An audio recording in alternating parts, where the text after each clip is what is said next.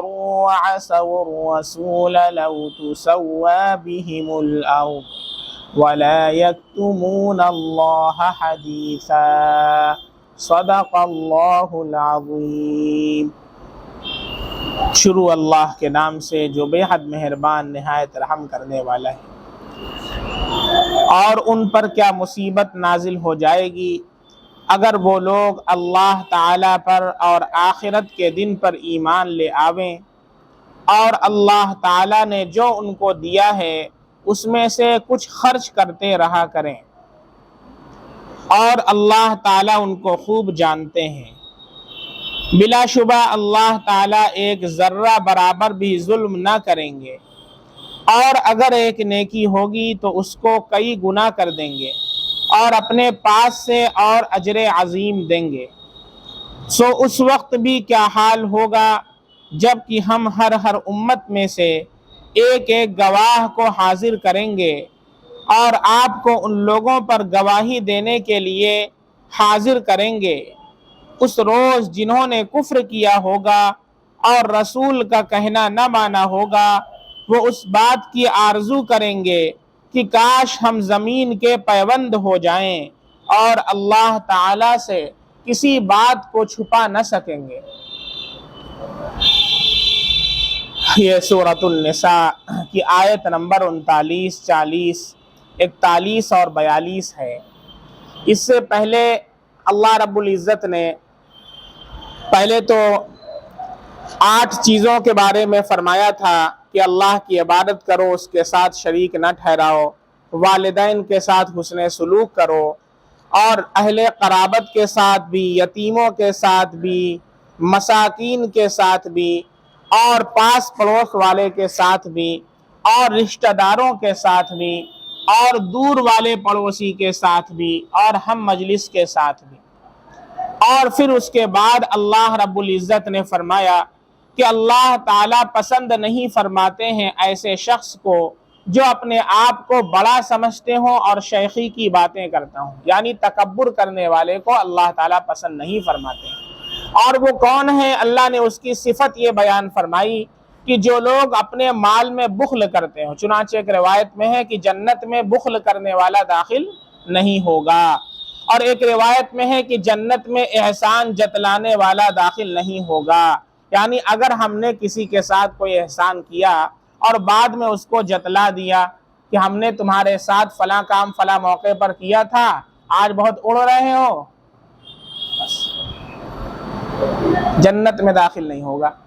اب آپ سوچ لیں کہ آج کے حالات میں کیا ہم اکثر مسلمانوں کی زبانوں پر ایسے جملے نہیں سنتے ہیں کہ وہ احسان کرنے کے بعد جتلا دیتے ہیں؟ یاد رکھیں کہ اس کا ذرا سا بھی نہ تو دنیا میں نفع ہوگا نہ آخرت کے اندر نفع ہوگا۔ اس لیے ایک قول بہت مشہور ہے، آپ حضرات نے بھی سنا ہوگا، نیکی کر دریا میں ڈال، نیکی کر دریا میں ڈال۔ آپ اگر کسی کے ساتھ احسان کرتے ہیں، آپ بھلائی کا معاملہ کرتے ہیں، تو آپ اللہ کے لیے کریں، کبھی اس کے بدلے کی نیت سے نہ کریں اور نہ کبھی احسان چتلانے کی نیت سے کریں۔ عربی میں اسے منان بولتے ہیں۔ منان کسے کہتے ہیں؟ احسان جتلانے والے۔ اللہ کے نبی نے فرمایا لا يدخل الجنت بخیل ولا منان، نہ تو جنت میں بخیل داخل ہوگا نہ احسان جتلانے والا داخل ہوگا۔ تو اللہ تعالیٰ فرماتے ہیں کہ اللہ ایسے شخص کو پسند نہیں فرماتے جو بخل کرتا ہے، وَيَأْمُرُونَ النَّاسَ بِالْبُخْلِ، اور دوسروں کو بھی بخل کی تعلیم دیتے ہیں، یعنی خود بھی بخل کرتے ہیں اور لوگوں کو بھی بخل کی تعلیم دیتے ہیں۔ وَيَكْتُمُونَ مَا آتَاهُمُ اللَّهُ مِنْ فَضْلِهِ، اور اللہ رب العزت نے اپنے فضل سے جو نعمت انہیں عطا فرمائی ہے اسے چھپاتے ہیں، خواہ مال ہو یا علم کی نعمت ہو۔ اگر اللہ نے علم دیا ہے تو اس علم سے لوگوں کو فیضیاب کرنا ہے، اگر اللہ نے دولت عطا فرمائی ہے تو اس کو لوگوں کے اوپر خرچ کرنا ہے، اسے چھپانا نہیں ہے۔ وَأَعْتَدْنَا لِلْكَافِرِينَ عَذَابًا مُهِينًا، اور ہم نے ایسے لوگوں کے لیے جو انکار کرنے والے ہیں اللہ نے عذاب مہین یعنی رسوا کن عذاب تیار کر رکھا ہے۔ اور اگلی آیت میں ارشاد فرمایا جو لوگ اپنے مالوں کو لوگوں کو دکھانے کے لیے خرچ کرتے ہیں اور اللہ تعالیٰ پر اور آخرت کے دن پر اعتقاد نہیں رکھتے ہیں، اور شیطان جس کا مصاحب ہو جائے وہ اس کا برا مصاحب ہے، ایسے لوگوں کا دوست شیطان ہو جاتا ہے۔ اب آج کی جو آیت ہے اس میں اللہ تعالیٰ فرماتے ہیں کہ ان لوگوں پر کیا مصیبت نازل ہو جائے گی اگر وہ اللہ پر اور آخرت کے دن پر ایمان لے آویں۔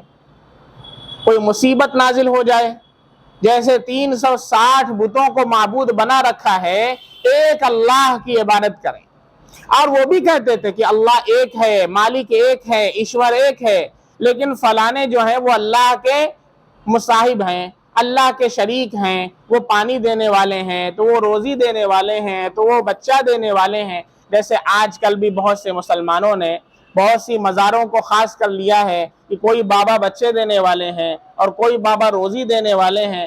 ایسے ہی کفار مکہ نے بنا رکھا تھا، اور خانہ کعبہ میں 360 بت بنا رکھے تھے، اور سفر کے لیے جب جاتے تو فلانے بت کے پاس جاتے، اس سے دعا کرتے کہ آپ دعا کیجئے کہ ہمارا سفر آسان ہو۔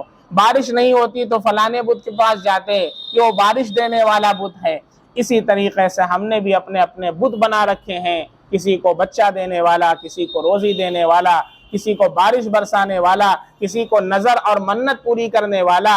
ایسی باتیں جو کفار کے اندر پائی جاتی تھیں آج مسلمانوں کے درمیان رائج ہیں۔ اللہ فرماتے ہیں کیا ان پر مصیبت نازل ہو جائے گی اگر وہ ایک اللہ پر ایمان لے آئیں کہ اللہ ہی رزق دینے والا ہے، اللہ ہی بارش برسانے والا ہے، اللہ ہی عزت دینے والا ہے، اللہ ہی ذلت دینے والا ہے، اللہ ہی شفا دینے والا ہے، اللہ ہی مرض دینے والا ہے۔ عزت اور ذلت اللہ کے ہاتھ میں ہے، بچہ دینے والا بھی اللہ ہے۔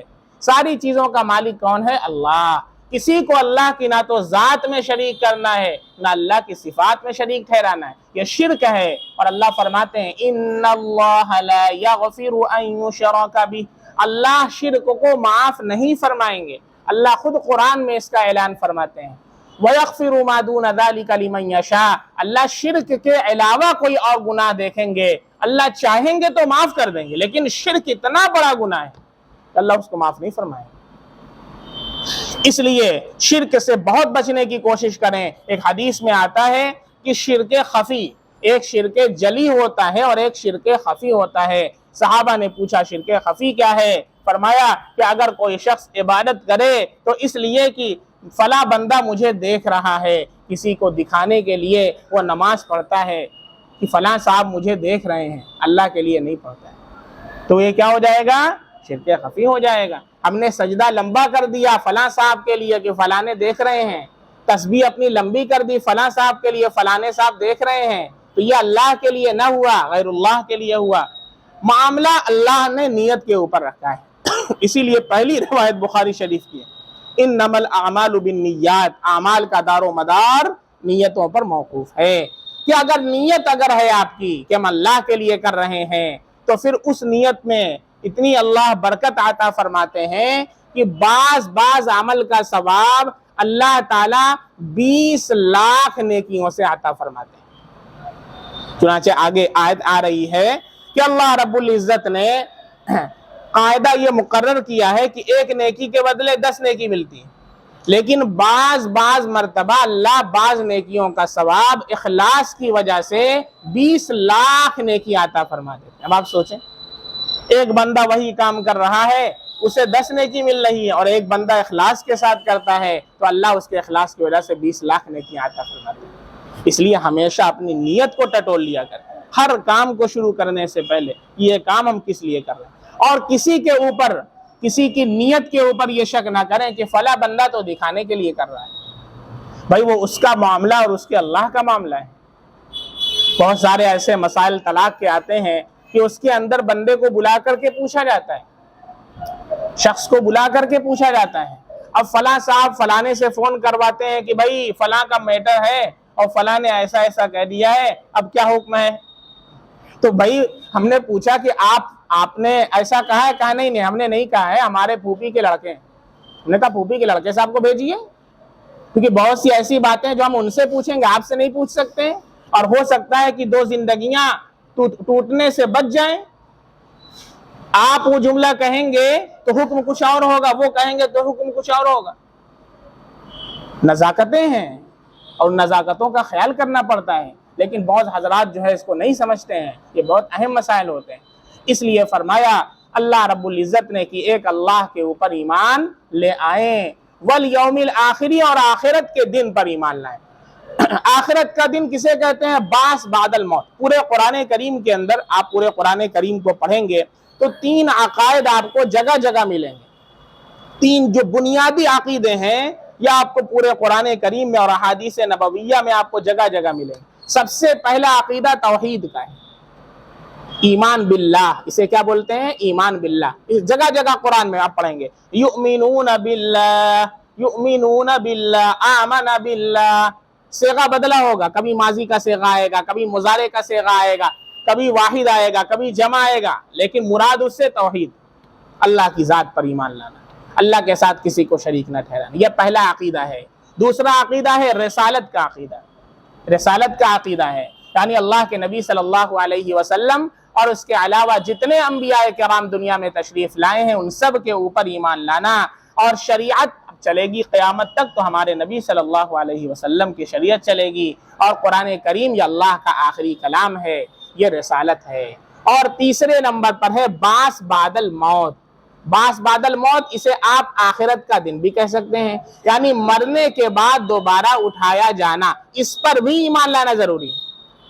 2 چیزیں جو ہیں بہت سے حضرات مانتے ہیں کہ ہم ایک اللہ کو مانتے ہیں، ہم نبی صلی اللہ علیہ وسلم کو بھی مانتے ہیں، لیکن آخرت میں اٹھایا جانا ہے اور اپنے سب کیے کا اللہ کے سامنے حساب دینا ہے، اس کو نہیں مانتے۔ چنانچہ کفار مکہ کہتے تھے کہ جب ہم مٹی میں مل جائیں گے، سڑ جائیں گے، گل جائیں گے تو کیا ہم پھر دوبارہ اٹھائے جائیں گے؟ یہ کیسے ممکن ہے؟ اس پر ایمان نہیں لاتے تھے۔ یہ بہت عظیم عقیدہ ہے کہ جس اللہ نے ہمیں سب سے پہلے پیدا کیا، کہ ہمارا کوئی بھی جز نہ تھا، وہ اللہ ہمیں دوبارہ پیدا کرنے پر بدرجہ اولا قادر ہے۔ اس وجہ سے یہ یوم آخر جو ہے، آخرت کا جو دن ہے جسے بعث بعد الموت کہتے ہیں، یہ بھی بنیادی عقائد میں سے ہے جس کے بغیر انسان مسلمان نہیں ہو سکتا۔ اللہ تعالیٰ فرماتے ہیں کہ ان پر کیا مصیبت نازل ہو جائے گی اگر وہ لوگ اللہ تعالیٰ پر اور آخرت کے دن پر ایمان لے آویں۔ وَأَنفَقُوا مِمَّا رَزَقَهُمُ اللَّهُ، اور اللہ تعالیٰ نے جو ان کو دیا ہے اس میں سے کچھ خرچ کرتے رہا کریں۔ اللہ نے جو مال عطا فرمایا ہے اس میں سے کچھ اللہ کے راستے میں خرچ کرتے رہا کریں۔ اب خرچ کرنے کی 2 قسمیں ہیں، ایک تو ہے زکوٰۃ جو کہ اللہ نے سال میں 1 مرتبہ فرض فرمائی ہے، اور ایک ہے صدقات نافلہ۔ صدقات نافلہ جیسے انسان کوئی فقیر آ گیا اس کو اٹھا کے 1 روپیہ دے دیا، کوئی ضرورت مند آ گیا اس کو آپ نے مدد کر دی 50 روپیہ دے دیا، تو یہ صدقات نافلہ کہلاتا ہے جو آپ یوں ہی دے دیں۔ اور صدقات واجبہ میں ایک تو زکوٰۃ آتی ہے جو سال میں 1 مرتبہ پورے مال کا حساب لگانے کے بعد اگر مال نصاب کو پہنچ رہا ہے اور اس پر پورا سال گزر جاتا ہے تو اس میں سے 40واں حصہ، جس کو 2.5% کہتے ہیں، 100 میں 2.5 روپیہ ہوتا ہے، 40 میں 1 روپیہ، 1000 میں 25 روپیہ، 1 لاکھ میں 2500، اتنا اللہ کے راستے میں نکالنا ہے، یہ واجب ہوتا ہے۔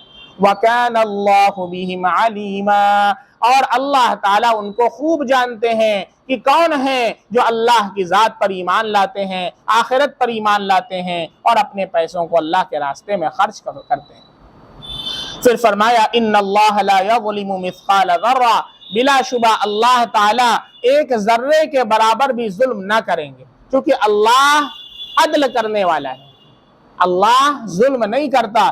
ظلم کیا ہے؟ ظلم یہ ہے کہ کسی کا حق مار لینا، جس کا حق ہے اس کا حق نہ دینا۔ اب ہم یہ سوچتے ہیں کہ ظلم نام ہے کسی کو مارنے کا، صرف مارنا یہ ظلم نہیں ہے۔ ظلم کی تعریف، ظلم کی حقیقت کیا ہے؟ What is the definition of ظلم؟ ظلم کہتے ہیں حق مارنے کو۔ اب حق اللہ کا بھی مارا جاتا ہے، حق بندوں کا بھی مارا جاتا ہے، اور حق اپنا بھی مارا جاتا ہے۔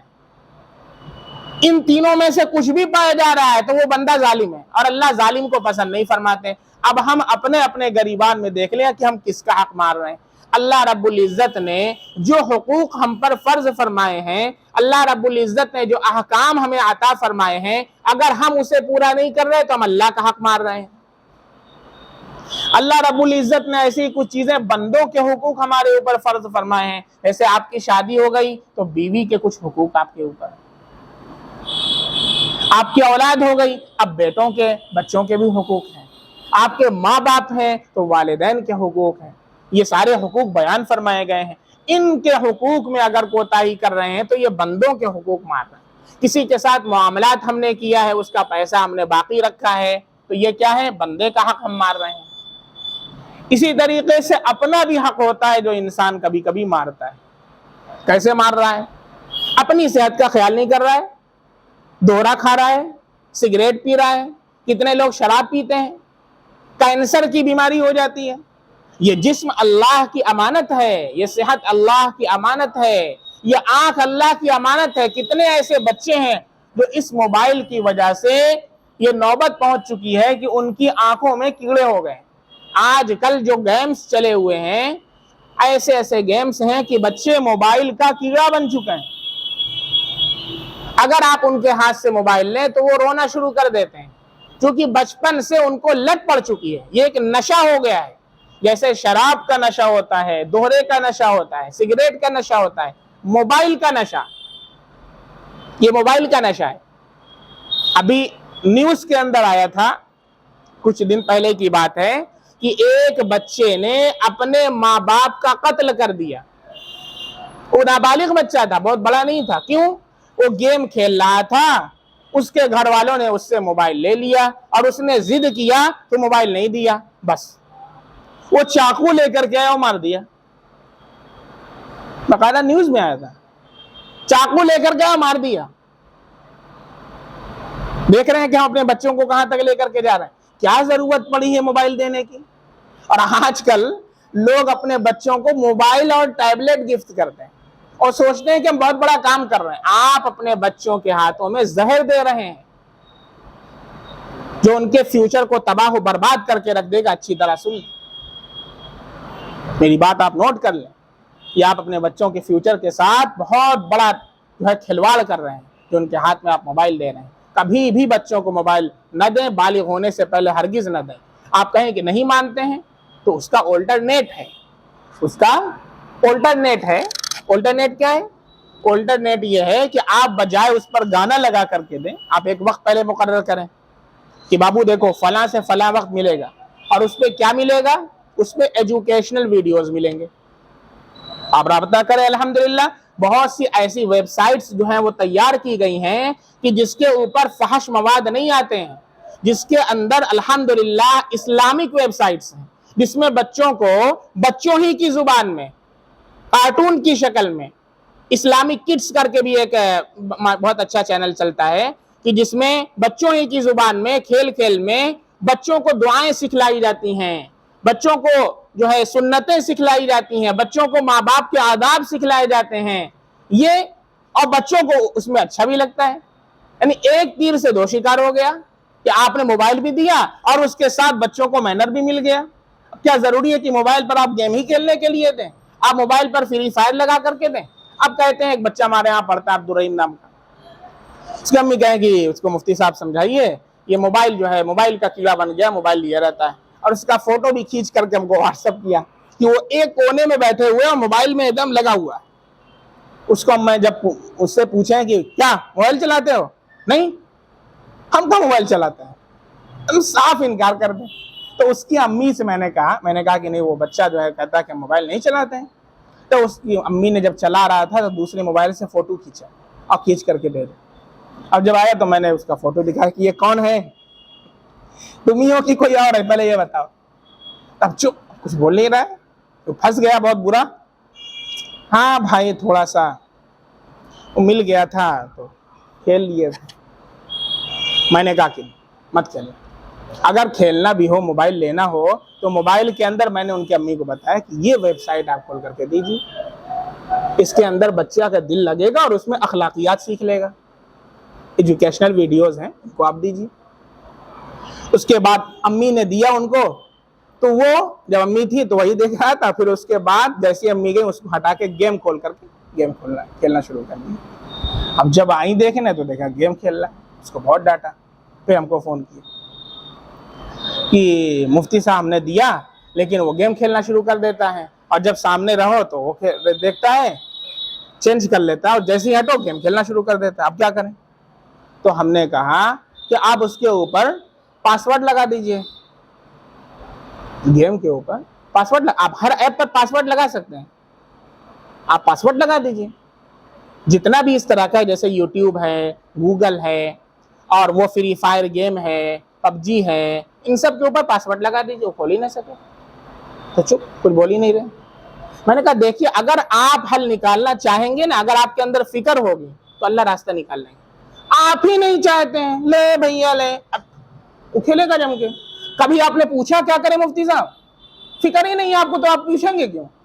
تباہ و برباد ہو رہا ہے آپ کا بچہ، اس کی زندگی تباہ و برباد ہو رہی ہے۔ بعض بچوں کو یہاں تک ویڈیو آئی کہ آپ سونے کے اندر دیکھا جا رہا ہے تو ایسے سے کر رہا ہے، سو رہا ہے ایسے سے کر رہا ہے، ایسے سے کر رہا ہے، کیا کر رہا ہے؟ سائیکولوجسٹ ہو چکا، اس کو بیماری ہو گئی ہے، نفسیات کی بیماری ہے، یہ جلدی ٹھیک بھی نہیں ہوگی، وہ زندگی اس کی تباہ و برباد ہو جائے گی، آنکھ بھی جائے گی، جوانی بھی جائے گی، صحت بھی چلی جائے گی۔ یہ کیا ہے؟ اپنا حق مارنا ہے، یہ میں سمجھا رہا ہوں۔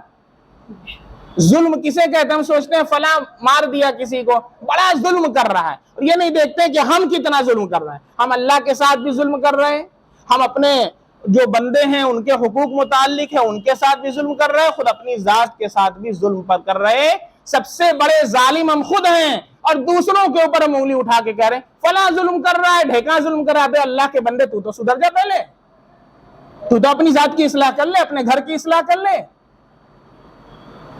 اللہ ظالم کو پسند نہیں فرماتا ہے، اور ظلم نام صرف کسی کو مارنے کا نہیں ہے، ظلم کی ڈیفینیشن بہت گہرائی کے اندر ہے۔ تو میں نے آپ کو ایک نمونہ بتایا ہے، ورنہ ظلم کی آپ تعریف پڑھیں گے تو آپ کو اتنے پیجز پڑھنے پڑیں گے، وہ خلاصہ میں آپ کے سامنے مختصر طور پر ذکر کیا ہوں، ورنہ اتنے پیجز پڑھنے پڑیں گے جس کا آپ کو زندگی میں موقع نہیں ملے گا، کیونکہ بزنس سے چھٹی نہیں ہے، واٹس ایپ سے چھٹی نہیں، تو پڑھیں گے کہاں سے؟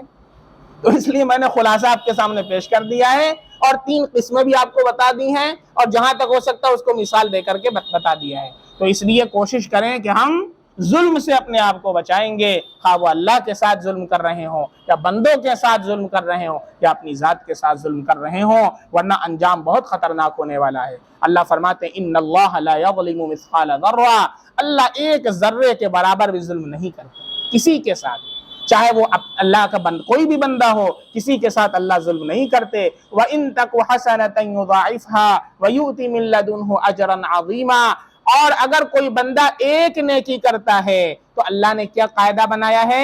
مَن جَاءَ بِالْحَسَنَةِ فَلَهُ عَشْرُ أَمْثَالِهَا، فرشتوں سے کہا کہ اگر میرا بندہ ایک نیکی کرے تو اس کے بدلے 10 نیکی لکھ لو، اور جو گناہ والے فرشتے ہیں ان سے کہا کہ اگر گناہ کرے تو ایک ہی گناہ۔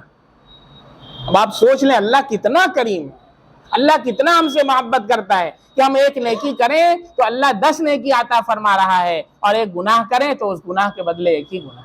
اور فرشتے بھی ہمارے ساتھ کتنے مہربان ہیں کہ جب کوئی بندہ نیکی کرتا ہے تو فرشتے فوراً لکھ لیتے ہیں، لیکن جب گناہ کرتا ہے تو وہ فرشتے کہتے ہیں کہ ابھی ٹھہرو، ابھی رک جاؤ۔ جو فرشتے نیکی والے ہیں کہتے ہیں ابھی ٹھہرو، ابھی رک جاؤ، ہو سکتا ہے کہ بندہ کوئی نیکی کر لے۔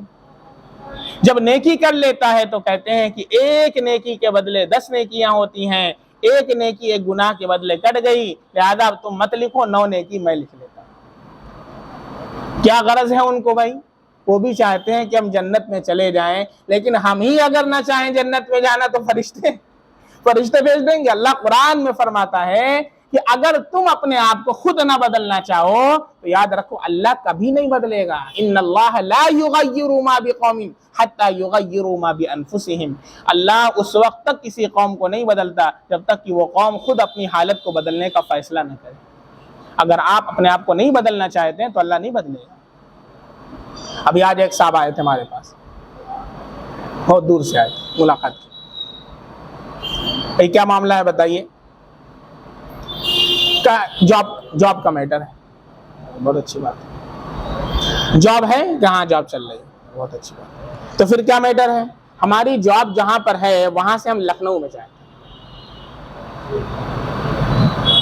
کتنے لوگوں کے پاس جاب ہی نہیں ہے، اور جاب ماشاءاللہ کتنے کی جاب ہے؟ الحمدللہ 30 سے 40 ہزار مل جاتا ہے، لیکن وہ میرے مطلب میری ایجوکیشن کے حساب سے نہیں. بہت اچھی بات. ہم آپ کو ایک وظیفہ بتاتے ہیں اور آپ حضرات کو بھی بتا دے رہے ہیں. اللہ کا ایک چھوٹا سا اس میں صفت یا بدیع، لیکن معاملہ یقین کے اوپر ہم پہلے ہی بتا دے رہے ہیں. اسی وظیفے سے ہزاروں کی زندگیاں بدل گئیں اور بہت سے حضرات وہیں کے وہیں ہیں. کیوں؟ اللہ کی ذات پر جتنا زیادہ یقین ہوگا اتنا ہی زیادہ یہ کام کرے گا. یہ آپ کا اور اللہ کا معاملہ ہے، میرا نہیں، میرا اس میں کچھ نہیں ہے. یا بدیع، اس کے بارے میں لکھا ہے حضرت تھانوی رحمۃ اللہ علیہ نے کہ اس کے پڑھنے سے جو بیکار ہو وہ باکار ہو جاتا ہے.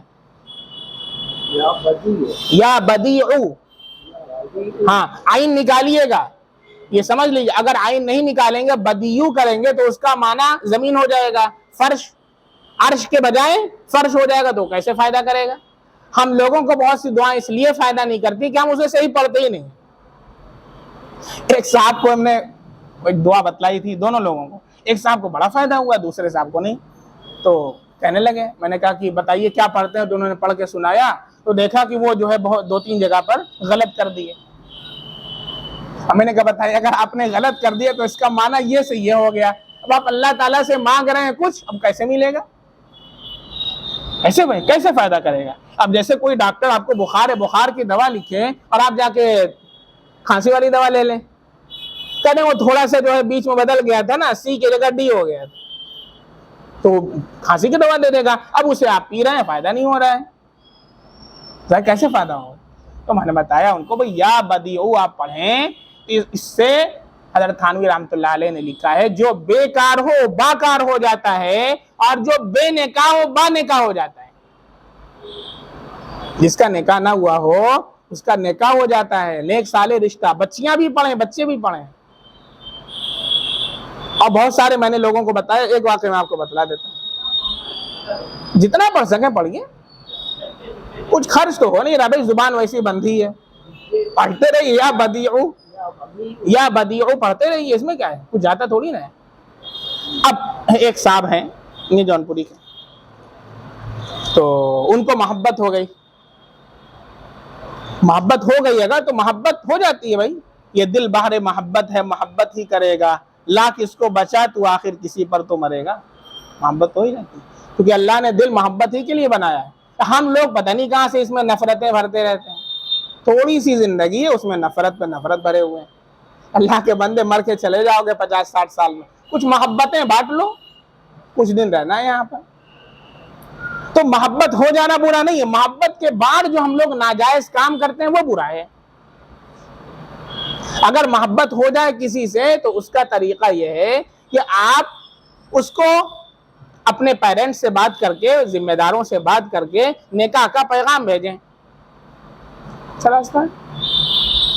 نکاح کا پیغام آپ بھیجیں اور اس کے بعد نکاح. دیکھیں محبت کی جو انتہا ہے وہ نکاح ہے، اور جو محبت نہیں ہوتی ہے، بس یہ دونوں میں فرق یہی ہے، جو محبت نہیں ہوتی ہے اس کا جو نتیجہ ہے وہ زنا ہے، وہ محبت نہیں. ابھی یہی گرینی کے پاس کی بات ہے، 1 مہینے کے اندر کی بات میں آپ کو بتا رہا ہوں. مفتی شمیم صاحب نے اپنے اس پر لگایا تھا، گرینی کے بالکل پاس کی بات. ایک لڑکی کو کسی سے محبت ہوئی، اسی گاؤں کی رہنے والی ہے، اور لڑکے کا فون آیا بغیر اپنے ماں باپ کو بتائے ہوئے. اتنا جنون محبت کا سوار رہتا ہے ان بچیوں کے اوپر کہ میں کیا بتاؤں، نہ پاگل ہوئے رہتے ہیں محبت کے اندر. اس کا فون آیا اور بغیر امی ابو کو کسی کو بتائے وہ چلی گئی ملنے چلی گئی، اور اس کے بعد اس کا پتہ نہیں چلا، رات میں بھی گھر نہیں آئی، اور دوسرے دن اس کی لاش کھیت کے اندر پھینکی ہوئی ملی. اس کی لاش ملی، یہی گرینی کی بات میں آپ سے کر رہا ہوں، 1 مہینے کے اندر کی بات میں کر رہا ہوں.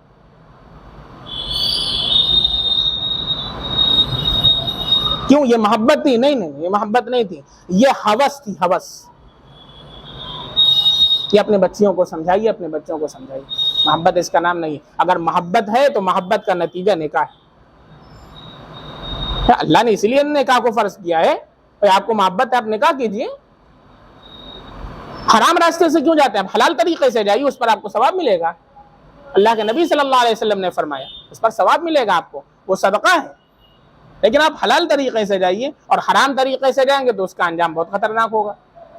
بارکہ تو